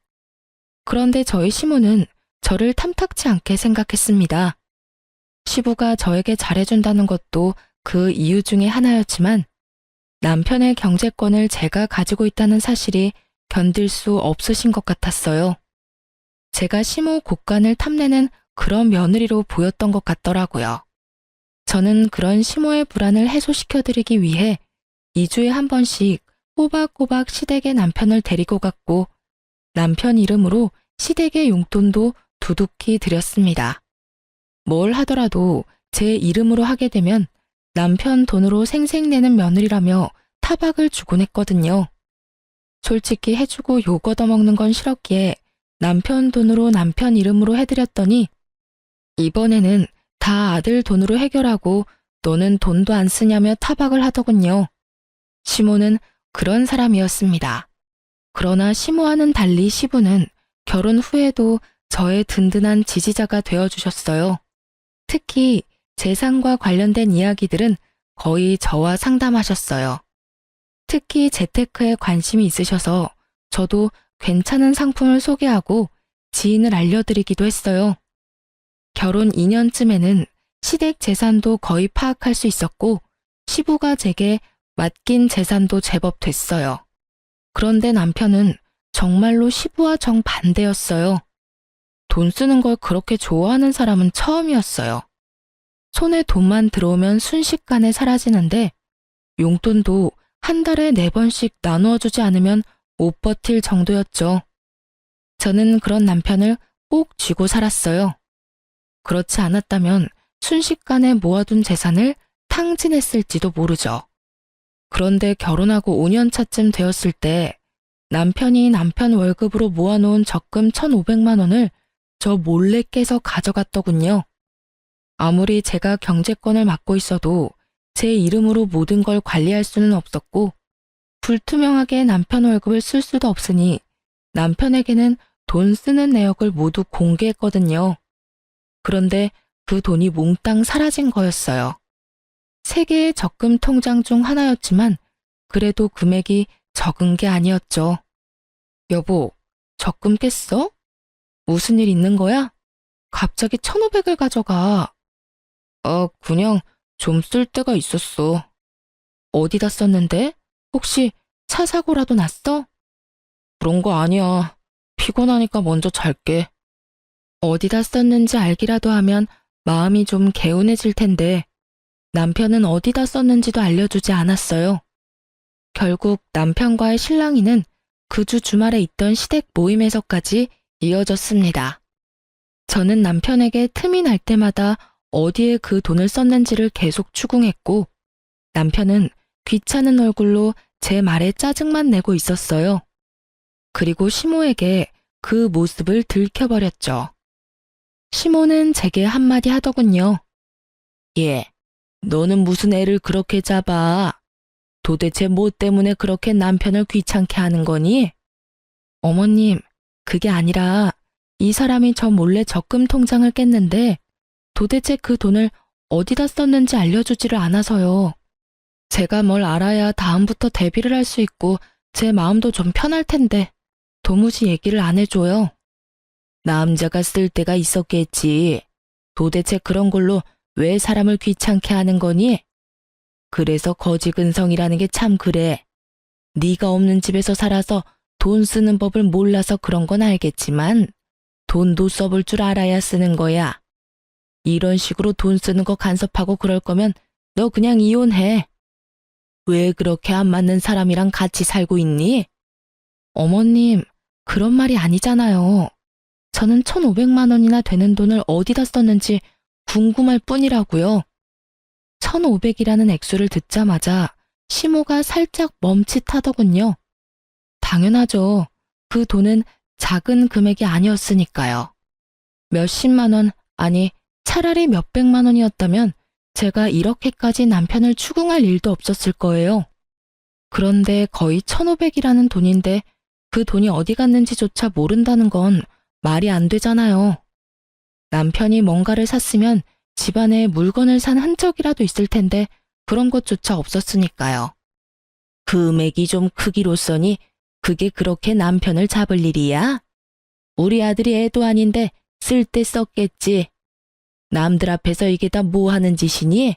꼴보기 사납게. 돈돈거리다가 나중에 고생하는 건 너야. 그 정도는 남편 일탈이라 생각하고 넘어가. 시모는 자기 아들을 잘 모르더군요. 돈 있으면 무작정 써버리는 그 남편의 습관조차 모르고 있는 것 같았어요. 하긴 모든 건 시부가 관리를 했으니 여태까지 남편이 자기 월급으로 무엇을 하든지 어머님은 상관하지 않았던 것 같아요. 게다가 시모가 빌려준 돈은 갚지 않아도 어차피 아들이니 언젠간 갚을 거라는 생각을 했던 것 같습니다.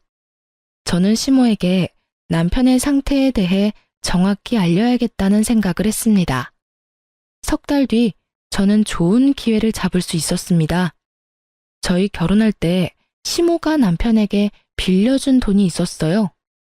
무려 3천만 원이라는 돈이었는데 그건 시부도 모르는 돈이었어요. 제가 남편 월급으로 돈을 모은 이유도 나중에 시모가 그 돈을 달라고 하면 주기 위해서 모은 거였어요. 남편은 그 돈 갚지 않아도 된다고 했지만 또 모르잖아요. 그런데 시모가 돈을 돌려달라고 하더군요. 저는 잘 됐다 싶었어요.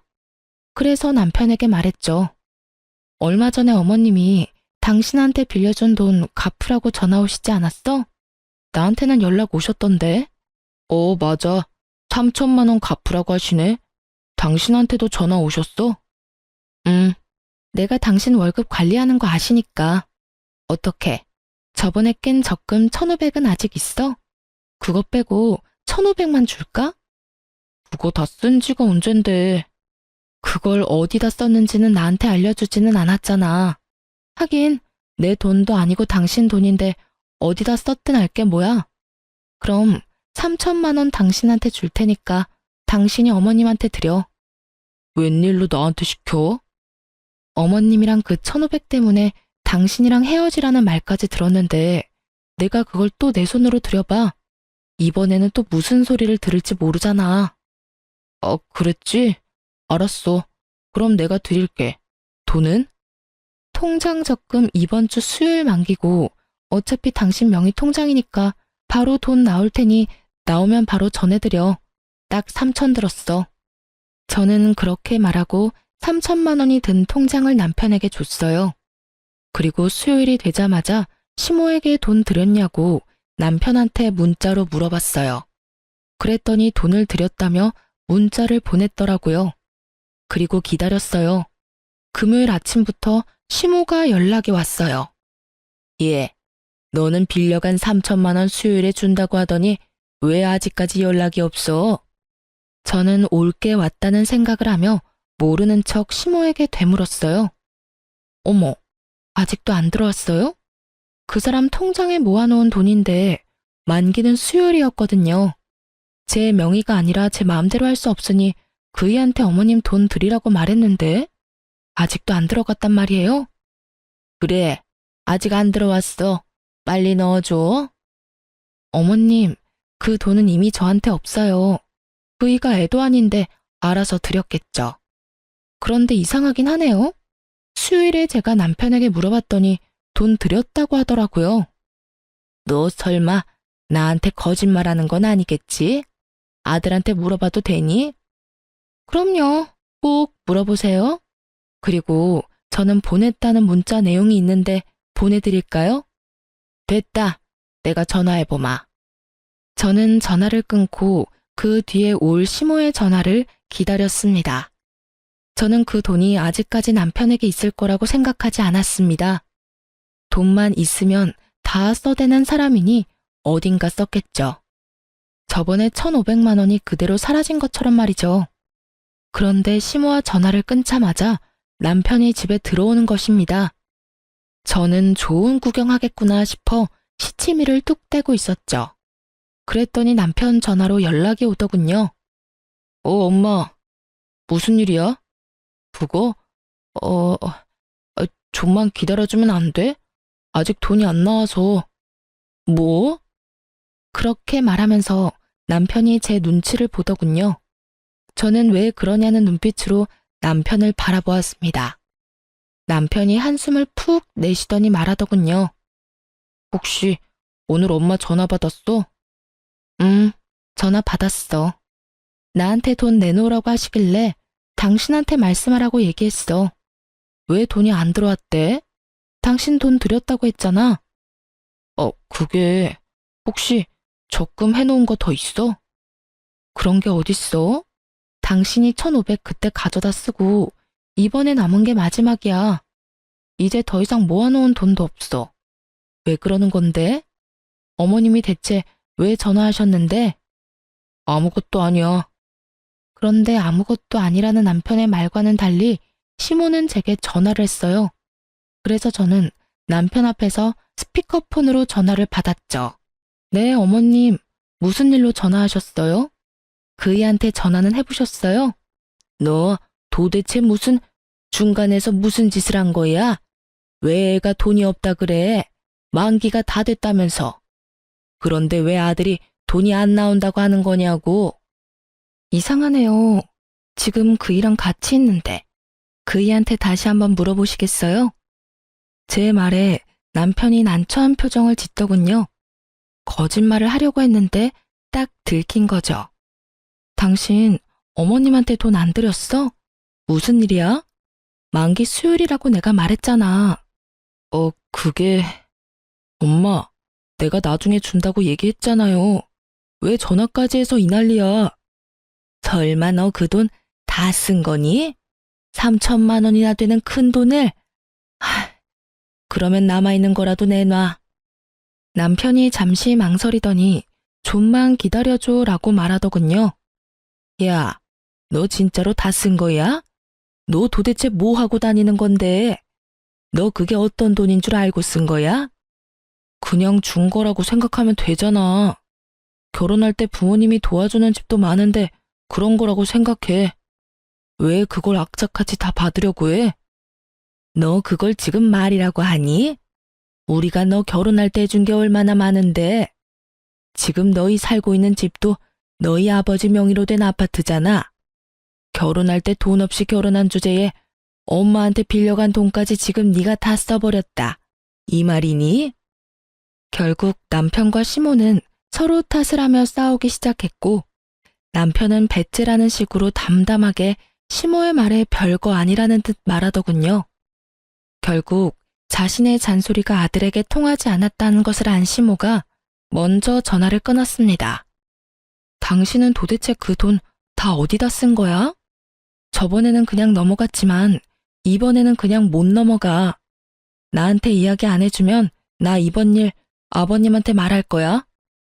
아버지한테는 얘기하지 마. 내가 곧 다 설명할게. 나도 그냥 막 쓴 거 아니야. 당신한테 충분히 설명할 수 있으니까 몇 개월만 기다려줘. 몇 달만 지나면 말할 수 없는 일도 말할 수 있게 되나요? 그렇지만 말을 해준다니 기다려보기로 했습니다. 하긴 그 사람 말대로 그 돈이 제 돈인가요? 본인 돈이지. 잠시 동안의 평화가 지속되었습니다. 그러나 그것도 몇 달 가지 않더군요. 시부가 그 사건에 대해 알게 되었거든요. 시모가 시부가 있는 곳에서 절대로 남편에게 돈을 달라고 말하지 않은 이유는 시부 때문이었는데 시댁 이사를 하려던 도중에 드러나게 됐어요. 하루는 시부에게 연락을 받아 시댁으로 향하고 있었습니다. 시댁에서 부르는 일이 많지 않았는데 시부가 부른다니 약간 걱정이 되기도 했습니다. 웬만하면 잘 부르시지 않고 볼 일이 있어도 밖에서 보는 걸 더 좋아하시는 분이셨거든요. 제가 갔더니 발등에 불이 떨어진 건지 침울한 표정의 시모와 화가 잔뜩 나 얼굴이 붉어진 시부의 모습이 보였습니다. 야, 너 엄마한테 받은 돈 어디 갔어? 시부의 그 말에 남편이 뚱한 표정으로 대답했습니다. 아버지가 그걸 왜 물어요? 엄마가 빌려준 건데. 저희끼리 알아서 할게요. 너 그게 도대체 어떤 돈인지 알고는 있냐? 그 돈, 네 엄마가 우리 집 담보로 대출받은 돈이라고. 너 대체 그 돈을 다 어디다 썼어? 그제야 남편의 표정이 하얗게 질리기 시작했습니다. 시모의 얼굴이 하얗게 질린 것도 그제야 이해가 갔죠. 아버지, 그게 있잖아요. 사실 그 돈은, 제가 다 썼어요. 남편의 이실직고에 시부의 얼굴이 새빨개지더니 갑작스레 시부가 뒤로 넘어가 버렸습니다. 그리고 그 순간부터는 아수라장이었어요. 구급차에 시부가 실려가고 입원을 하고서야 시부가 뇌졸중이 왔다는 것을 알게 됐어요. 평소 고혈압이 있으셨는데 그날따라 남편 일 때문에 약도 못 드시고 화가 나서 남편을 추궁하다가 혈압이 갑자기 오른 것 같다고요. 그런 일이 있으니 남편은 고개도 들지 못하고 있었습니다. 그렇지만 이 와중에 시모는 남편이 아닌 저의 탓을 하더군요. 네가 문제야. 네가 중간에서 잘 해결했으면 이런 일이 없었지 않니?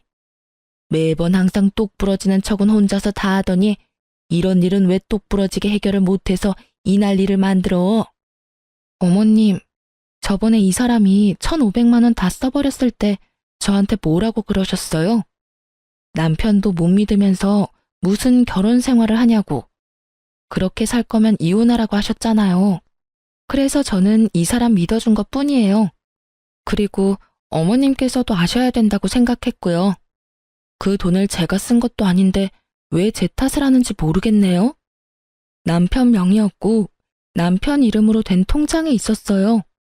그러면 당연히 남편한테 물어야 하는 게 맞는 거 아닌가요? 왜 아무 상관없는 저한테 계속 책임을 지라고 말씀하시는 거예요? 그렇게 말하면 안 되지.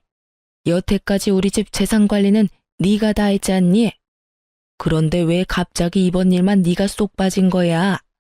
나는 너 용서 못해. 그러니까 네가 책임지고 네 시아버지 돌봐라. 집 팔고 들어와서 시아버지 수발 들어.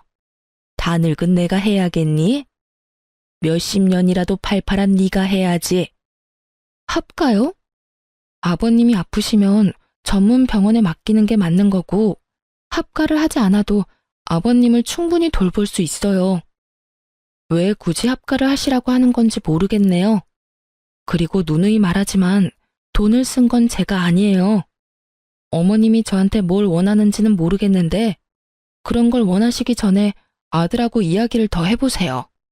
그 1,500, 3,000 어디다 썼는지요. 남편이 그 돈 몰래 안 썼으면 아버님 쓰러질 일이 있었겠어요? 그리고 당신이 이야기해봐. 왜 당신이 저지른 일 때문에 내가 이렇게 스트레스를 받아야 해? 나는 이런 식으로 합가하는 건 원하지 않아.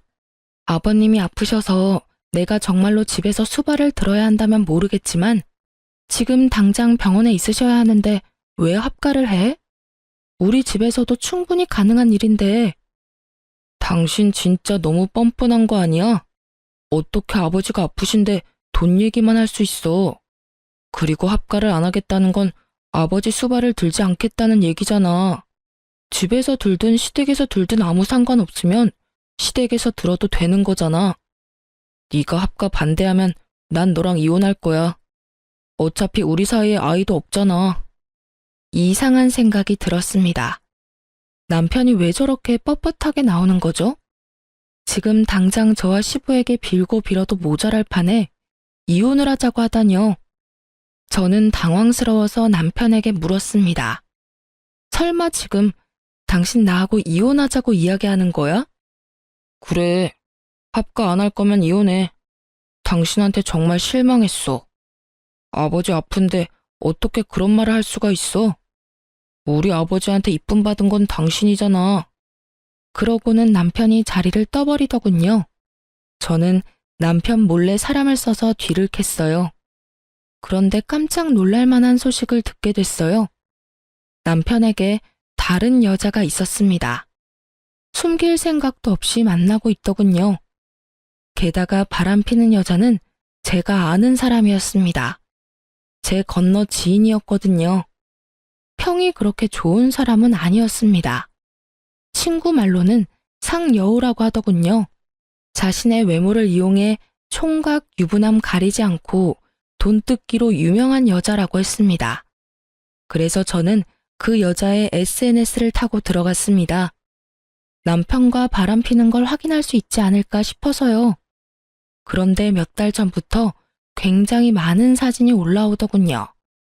분명히 혼자서 가서 찍을 만한 곳은 아니었습니다.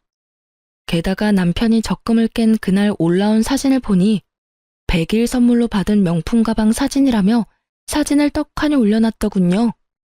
그제서야 감이 딱 왔습니다. 이 남자가 이 여자 명품백을 주려고 적금을 깼구나 하고요. 그리고 3천만 원의 행방도 안 봐도 뻔했던 거죠. 제 남편과 그 여자가 사귀는 동안 그 여자의 사진에는 온갖 종류의 명품들이 다 올라왔습니다. 비싸고 유행하는 물건들. 그걸 보고 저는 정이 확 떨어졌어요.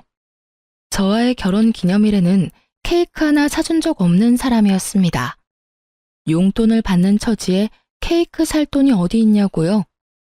저도 남편에게 용돈을 주는 생활을 하면서 그런 걸 바라지도 않았습니다. 아니, 바랬지만 뒤로 갈수록 바라지 않게 되었다는 것이 맞는 말이겠죠.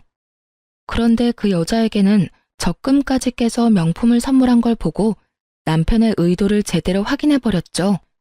남편이 그 돈의 행방을 말하지 않은 이유는 명확했습니다. 몇 달 뒤에는 저와 이혼하고 그 여자와 함께할 미래를 미리 그리고 있었던 거예요. 거기까지 생각이 미치니 남편과의 결혼을 유지해야 할 어떤 이유도 없었습니다. 저는 남편과의 이혼을 마음속으로 이미 결정했습니다. 합가를 하지 않으면 이혼을 하겠다는 그 말은 그냥 해본 말인 거죠. 그렇다면 원하는 대로 해줘야죠. 자신이 지금 어떤 여자에게 정성을 다하고 있는지를 모르는 상황에서 다시 한 번 더 남편 놈에게 본때를 보여줘야 할 것 같았습니다. 저는 남편을 불렀습니다. 합가 안 하면 이혼하겠다는 당신 생각 변함없어? 변함없어. 난 당신이 합가 안 하면 당신이랑 헤어질 생각이야. 아버지 병간호 안 하는 며느리는 필요 없다고 생각해. 분명히 말하겠는데 나는 병간호 하지 않겠다고 말한 적 없어.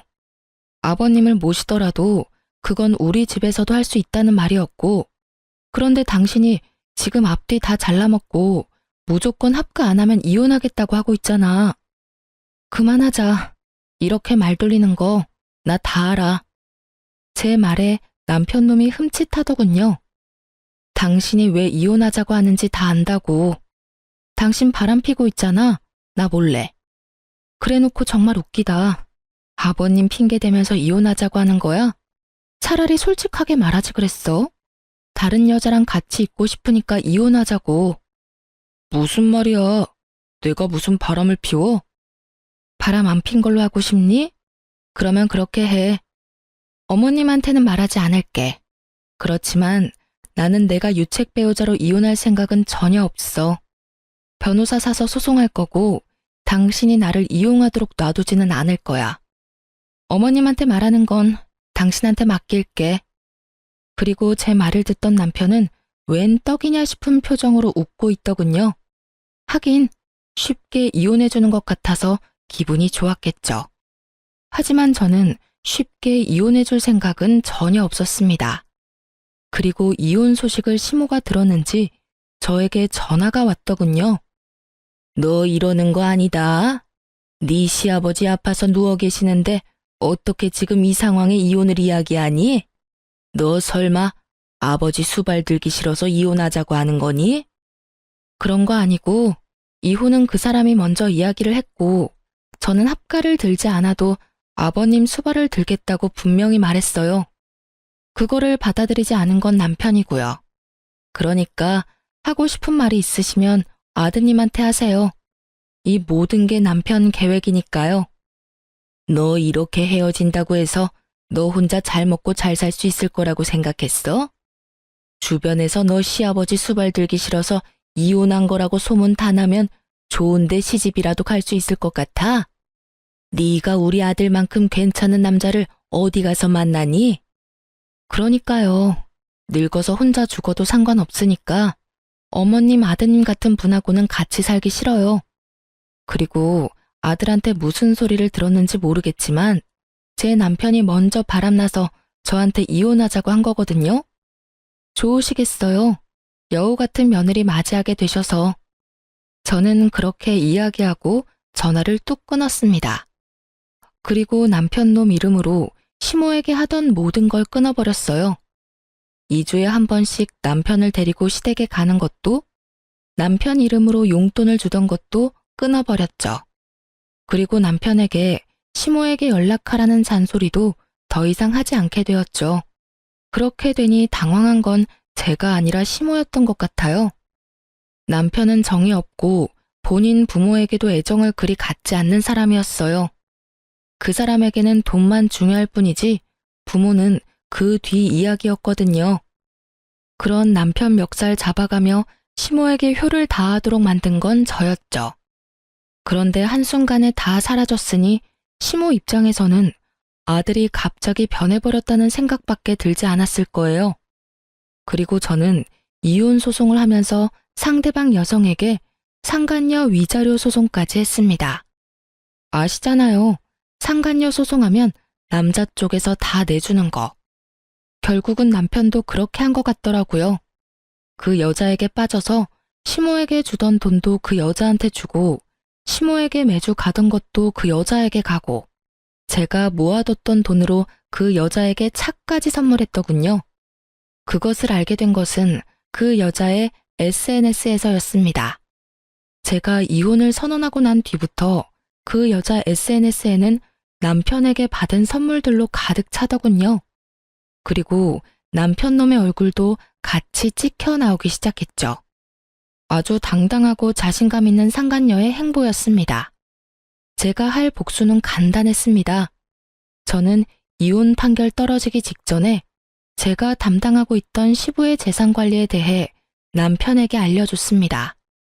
특히 시부가 특별히 관리하던 부동산 같은 경우에도 남편에게 다 알려줬어요. 모든 것이 시부 명의로 되어 있는 재산들이 있기 때문에 저는 이혼 전 남편에게 모든 것을 돌려준다는 명목하에 시부 재산과 관련된 것도 남편에게 다 알려준 거였어요. 제가 남편에게 그 목록을 알려주었을 때 남편은 눈이 확 커지더군요. 이게 다 뭐야? 이거 아버님이 나한테 관리하라고 했던 재산 목록들이야. 아버님 명의로 되어 있으니까 내가 가지고 있어봤자 아무 소용없고 어차피 당신과 나 이혼할 건데 이런 거 가지고 있다가 이혼할 때 또 무슨 소리 들을지 모르니 깨끗하게 다 당신한테 돌려주는 거야. 원래라면 아버님한테 돌려드려야 하는데 아버님 상태가 지금 좋지 않으시잖아. 그러니까 당신이 책임지고 관리하고 어머님한테도 말씀드려. 난 당신과 이혼하면 이 일에서 완전히 손 뗄 테니까. 남편의 눈동자가 욕심으로 번들거리는 것이 보였습니다. 그리고 이혼하고 한 달 뒤 시모에게 연락이 왔더라고요. 야, 너 도대체 뭐 하는 년이야? 감히 우리 집 재산을 탐내? 돈 다 어디다 빼돌렸어? 악에 가득 받쳐 화를 내는 시모의 목소리에 저는 태연히 말했습니다. 도대체 무슨 돈을 말씀하시는 거예요? 재산이라니. 저는 아는 바가 전혀 없습니다. 네가 모르는 게 어디 있어? 우리 남편이 너한테 재산을 다 맡겼는데 그 재산들이 지금 하나도 없잖아. 지금 통장에 땡전 한 푼이 없어. 네가 다 가져간 거지? 제가 관리하던 건 남편에게 모두 다 줬어요.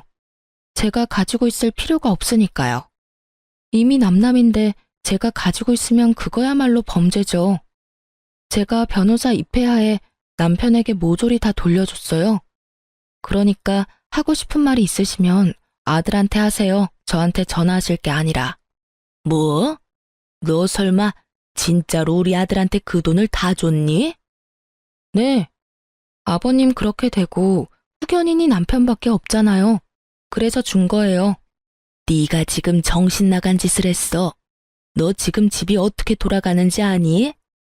부동산에 적금에 병원비까지 탈탈 털렸어. 그리고 나랑 남편이 내는 보험까지 다 해지하고 해지 환급금까지 아들이 다 가져갔더라. 너 어떻게 이럴 수가 있어? 네가 그걸 우리 아들한테 주지 말고 나한테 줬어야지. 왜 그걸 아들한테 줬냔 말이야? 이상하네요. 어머님이 저번에 그러셨잖아요. 아들이 애도 아니고 뭐가 그렇게 못 믿겠냐고요. 그래서 돌려드린 것 뿐이에요. 그리고 어머님한테 돌려드릴 수도 없는 노릇이었어요. 저랑 그 사람 이혼한다고 어머님이 저한테 얼마나 화를 많이 내셨어요? 제가 어머님하고 이야기를 하고 싶었겠어요? 너 설마 우리한테 엿먹이려고 지금 이런 짓 하는 거니? 너 우리 돈 다 털리라고 아들한테 돈 쥐어준 거야? 어머님, 아들을 좀 믿으세요. 항상 저한테 하시던 말씀이었잖아요. 아드님이 뭐 별다른 짓 했겠어요?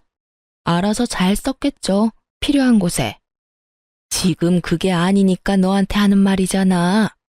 내가 아픈 남편 수발드는 와중에 지금 이런 일까지 당해서 정신이 없어. 병원비를 내려니 통장에 땡전 한 푼도 없고 왜 그 돈을 아들한테 준 거야? 아, 내가 못 살아. 그 새끼가 돈을 얼마나 펑펑 쓰는지 네가 잘 아는데 왜 그걸 줬단 말이야. 아이고, 내 돈. 아이고, 내 돈. 그걸 저한테 말씀하셔도 저와는 상관없는 일이에요. 저는 제가 왜 이런 전화를 받아야 되는지도 모르겠고요. 제가 할 일도 끝났고 서로 간에 해결해야 될 문제도 다 끝났어요. 이혼 판결 나왔고, 그리고 그 사람이 바람 펴서 이혼하는 바람에 유책 배우자 돼서 저한테 위자료도 지급해야 했죠. 다행히 아닐 수 없네요. 그래도 위자료는 제대로 들어왔거든요. 상간녀 위자료도 잘 들어왔더라고요. 전 남편이 대신 내줬나 봐요. 그 돈이 어디서 났는지는 잘 알겠네요. 여하튼 저는 할 얘기 없으니까 앞으로 저한테 전화하지 말아주세요. 전화를 끊으려는데 갑자기 울먹거리는 시모의 목소리가 들려왔습니다. 며느라가 미안하다. 내가 잘못 생각했어. 너랑 우리 아들이 헤어지는 게 맞다고 생각했는데 그게 아니었다. 그 상간녀는 우리 집에 들어와서는 안 돼. 그동안 네가 얼마나 고생했는지 내가 이제 알겠다. 이제 알았어. 네가 잘해준 것도 모르고 내가 그렇게 굴어서 정말 미안했다. 그러니까 제발 돌아오지 않을래? 우리 아들이 정신이 나갔나 봐. 그 여자한테 정신이 팔려서 부모를 내팽겨쳐두고 보살피지도 않고 있어. 게다가 집안에 있는 돈은 씨가 다 마를 정도야. 제발 부탁이다. 돌아오면 안 되겠니? 저는 그 말에 대꾸도 하지 않고 끊어버렸어요. 들려오는 소문에 의하면 시모는 그날 쓰러진 뒤로 병원 신세를 지고 있고 남편과 상간녀는 결혼식을 위해 열심히 돌아다니고 있다고 하더군요. 시부가 쓰러지든지 말든지 시모가 쓰러지든지 말든지 아무 상관없이 열심히 비싸고 좋은 거 구경하면서 돌아다녔더군요. 사업을 하는 시부가 쓰러져서 돈 벌어다 줄 사람도 없는데 돈을 그렇게 써대는 걸 보니 조만간 돈이 다 떨어질 것 같더라고요. 게다가 시모 성격도 보통이 아니잖아요. 남편이 결혼하겠다고 데려온 예비 며느리를 가만히 둘 성격은 아니었습니다. 그렇지만 이 모든 것들은 제가 신경 쓸 일이 아니었습니다. 저는 이미 헤어진 사람이고 이혼을 했으니까요. 그들의 일은 그들에게 맡기는 게 현명한 일이겠죠. 이렇게 저는 남편과 헤어지고 새로운 인생을 살게 되었습니다. 그렇게 이혼하고 2년 뒤에 시모와 남편을 만나게 됐어요. 최근이었어요. 장소는 바로 변호사 사무소였습니다. 뜬금없는 장소에서 정말 우연히 마주친 저는 아무 말 없이 지나려고 했는데 시모가 제게 말을 걸어오더군요. 너도 이제 개인 회생하러 왔니? 아니면 파산?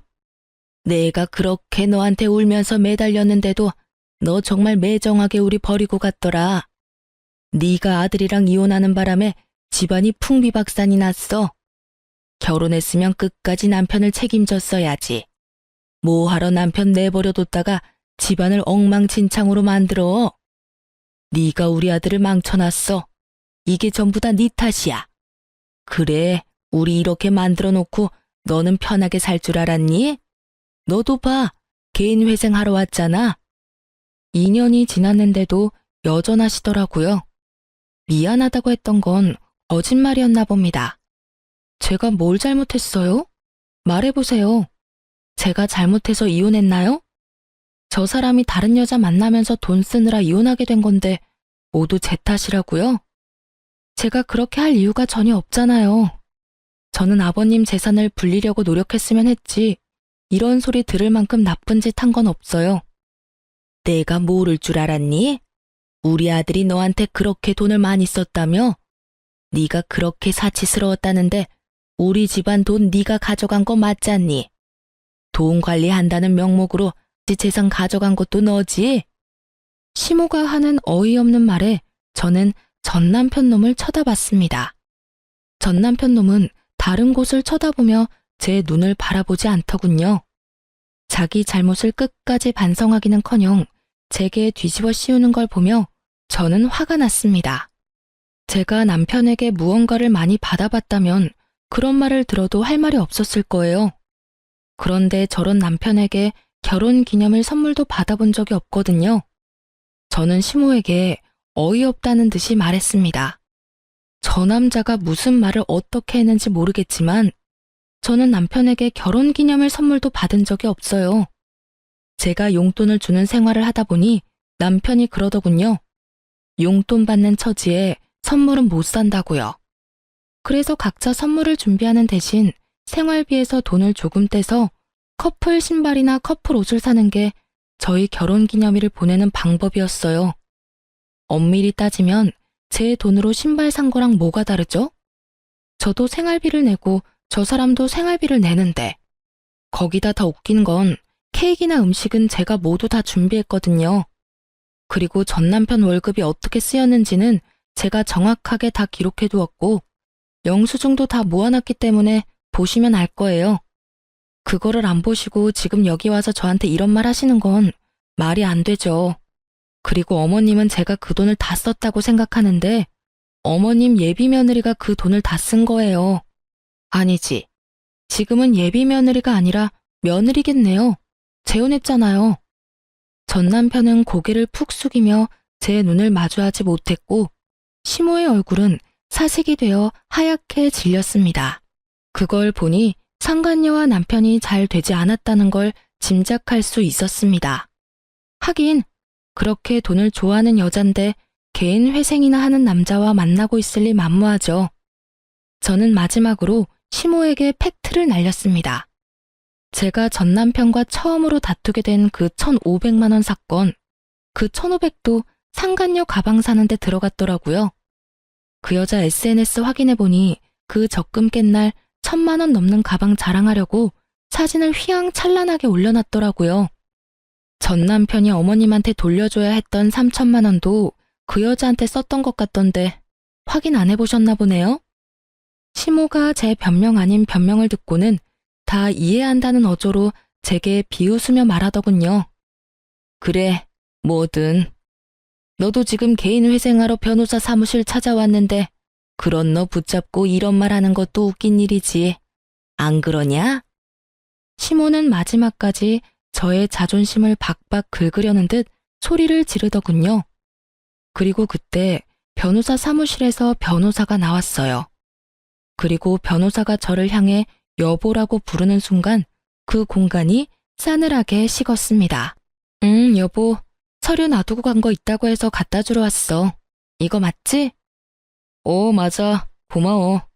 여기까지 오느라 고생했어. 조금 있다가 점심시간이니까 기다릴래? 같이 밥 먹으러 나가자. 제게 잠시만 기다려달라고 하던 남편이 대기하던 한 사람을 데리고 변호사 사무실로 먼저 들어갔어요. 저는 시모를 보며 웃었습니다. 저는 개인 회생하러 온 게 아니고 재혼한 남편 서류를 주러 왔어요. 무슨 착각을 하셨는지 모르겠지만 저는 개인 회생 파산과는 거리가 멀거든요. 알다시피 돈 관리는 철저하게 하니까요. 누구랑은 다르게요. 어쨌든 과거 이야기는 과거 이야기고 솔직히 말하면 저는 지금도 잘못 없다는 입장이에요. 여자한테 빠져서 저에게 이혼을 요구한 것도 남편이고 제가 시어머니에게 드리라고 했던 아버님의 재산을 다 탕진한 것도 남편이죠. 그리고 남편에게 그 어떤 선물도 받아본 적이 없는 것이 저예요. 무슨 탓이든 탓을 하고 싶으면 남편 상간녀한테 하세요. 얼마나 되는 돈을 탕진했든 그 여자가 다 가져간 거니까. 그렇게 말하고 뒤돌아 나가려던 제가 한마디 더 붙였어요. 아 참, 그리고 저희 남편 실력 좋거든요. 그러니까 상담 잘하고 가세요. 2년 만에 재산 탕진한 거 보니까 참 딱하기는 하네요. 하늘이 무너져도 솟아날 구멍은 있다니 이야기 잘하고 상담 잘 받고 가세요. 그렇게 이야기하고 조금 뒤 남편이 사무실에서 나오면서 제 손을 잡았습니다. 상담이 많이 밀려서 미안해. 식사는 뭘로 할래? 뱃속에 있는 우리 아이는 뭘 좋아할까? 아이가 좋아할 만한 것으로 먹을까? 지금 우리 아이는 한식이 너무 먹고 싶대.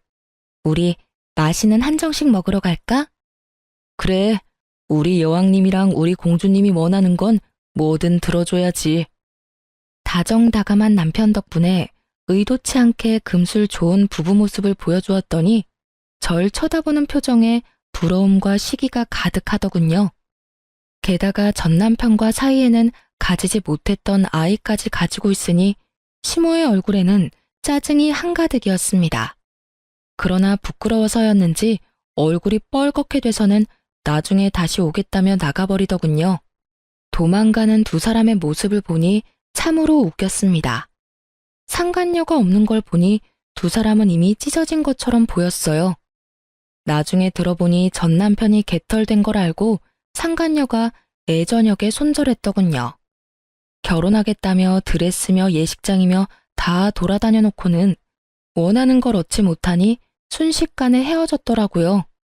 그렇지만 상간녀도 이번에는 그 일에 대한 대가를 확실히 받았더라고요. 제 말을 들었던 시모가 상간녀를 쫓아다니며 아들이 준 돈 다 내놓으라며 가는 곳곳마다 따라다니며 괴롭혔다고 하더라고요. 결국 버티다 못한 상간녀가 전 남편에게 받은 물건들 중에 몇 가지를 되돌려줬다고 하더군요. 하지만 이미 중고가 된 상품들이었고 다시 되파는 것도 손해를 보는 것이었기 때문에 잃어버린 돈만큼 돌려받지는 못했다고 해요. 전 남편과 시모는 남편 사무소 앞에서 한바탕 싸운 모양이었습니다. 남편 회사 직원이 나중에 이야기를 해주더군요. 시모가 전 남편에게 너 때문에 우리 집안 돈의 씨가 말랐다며 너 어떻게 책임질 거냐고 아주 난리가 났다고 하더랍니다. 어디 가서 그런 여우 같은 여자한테 걸려가지고 잘 살고 있는 마누라를 내쫓아서 집을 상태로 만들었냐며 전 남편을 너덜너덜하게 만들었다고 하더군요. 그렇지만 전 남편도 참지만은 않았다고 해요. 이혼한다고 했을 때 좋아했던 건 엄마가 아니냐며 둘이서 또 그 앞에서 치고받고 싸우느라 한동안 통행에 방해가 됐을 정도라고 합니다. 그 이야기를 들으면서 둘 다 참 똑같은 사람이다 라는 생각을 했네요. 자기들이 뿌린 대로 거뒀을 뿐인데 둘 다 잘못했음에도 불구하고 서로 남탓만 하고 있으니까요. 저는 그런 사람들과 일찌감치 잘 헤어지고 새로운 남자와 잘 살고 있습니다. 재혼이라 좀 걱정스러웠지만 상대방도 재혼이라 조금은 덜 부담스러운 상황이었죠. 이제는 아이도 생기고 더 안정적이고 행복한 생활을 하고 있습니다. 솔직히 전 남편을 생각하면 아직도 짜증나고 부끄럽고 지워버리고 싶은 기억이라고 생각하고 있지만 그 일이 없었다면 제가 이렇게 빠져나올 일도 없었겠죠. 지금 저희 시댁 부모님들은 제게 항상 고마워하세요. 남편과 함께 시댁 친정 재산을 불려주려고 열심히 노력하고 있는 저에게 매번 고맙다며 감사 인사를 하시거든요. 그렇게 하지 않아도 된다고 했는데도 고마움을 표현해 주시는 부모님들을 보면 저도 더 열심히 도움이 되고 싶은 마음을 가지곤 합니다. 이런 게 바로 가는 정이 있으면 오는 정도 있다는 말이겠네요. 긴 글 읽어주셔서 감사합니다. 모두들 행복한 하루 되세요.